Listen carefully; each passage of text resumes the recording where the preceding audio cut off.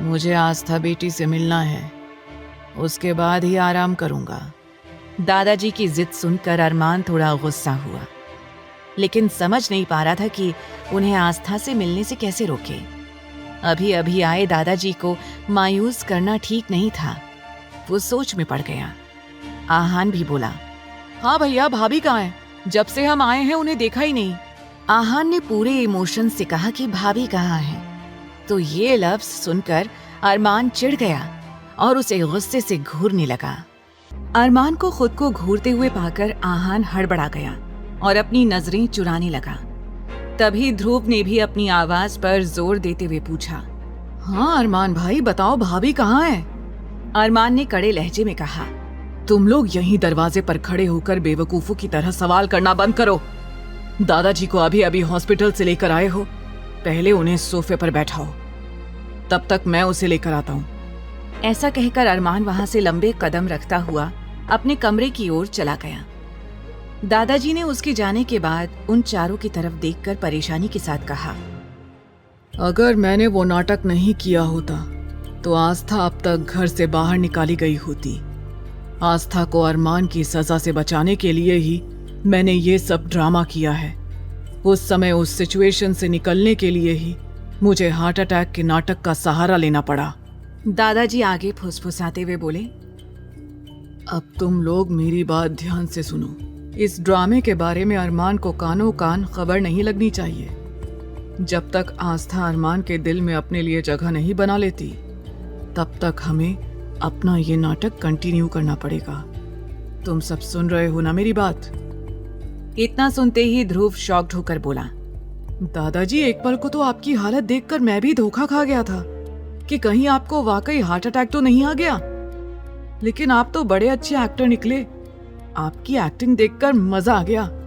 और तो और ये आहान भी आपको नहीं पकड़ पाया, जो खुद को बहुत बड़ा एक्टर समझता है। तो भला अरमान भाई कहाँ से पकड़ते? लेकिन फिर भी हम सब में से सबसे ज्यादा शार्प नजर अरमान भाई की ही है। इसीलिए आपको अभी भी उनसे बचकर रहना है। आपको अभी कंटिन्यूअस अपनी दवाई भी खानी होगी, लेकिन आप परेशान ना हो। आपकी सारी दवाइयों को मैं कैल्शियम की दवाइयों से रिप्लेस कर दूंगा, तो आप अरमान भाई के सामने भी दवाइयां खा सकते हो। ऐसा कहकर ध्रुव मुस्कुराने लगा। अब तक वो लोग अंदर आकर बैठ गए। तब आकाश सोचते हुए बोला, यार, अरमान भाई को गए हुए काफी समय हो गया। वो अभी तक आस्था भाभी को लेकर क्यों नहीं आए? दादाजी परेशान होकर बोले, हमें तो रह रह कर आस्था की चिंता सता रही है। तुम जानते हो ना, हमने उसे अकेले अरमान के साथ छोड़ने का रिस्क तो ले लिया, लेकिन अब हमें डर भी लग रहा है कि कहीं उसने आस्था बेटी को डरा धमका ना दिया हो। ध्रुव ने इनकार करते हुए कहा, नहीं दादाजी, मैंने आपके कहने के मुताबिक अरमान भाई के मन में ये बात डाल दी थी कि आस्था भाभी से ही दादाजी की खुशी है, तो वो आस्था भाभी को किसी भी तरह की कोई तकलीफ ना दे। अभी के लिए भले ही अरमान एक्टिंग कर रहा हो, लेकिन आप तो जानते ही हैं कि धीरे धीरे जब दोनों एक दूसरे के साथ रहेंगे तो प्यार भी हो जाएगा। बस एक बार प्यार हो जाए, फिर तो अरमान भाई आस्था भाभी को कभी भी छोड़कर कहीं नहीं जाने वाले। सुमित ध्रुव की तारीफ करते हुए बोला, यार, एक बार तो तेरी बातें सुनकर मुझे ऐसा लगा कि कहीं अरमान तेरा गला ना दबा दे, लेकिन फिलहाल तू बच गया, वो भी सिर्फ दादाजी की वजह से। वो चारों ही अपने अपने किए गए कारनामों की बखान करके मुस्कुरा रहे थे। वहीं दूसरी ओर अरमान जैसे ही आस्था को लेने के लिए अपने कमरे में गया, उसने देखा कि आस्था बेड के साइड लेटकर सो रही थी और उसके गालों पर आंसुओं की लकीरें साफ दिखाई दे रही थी।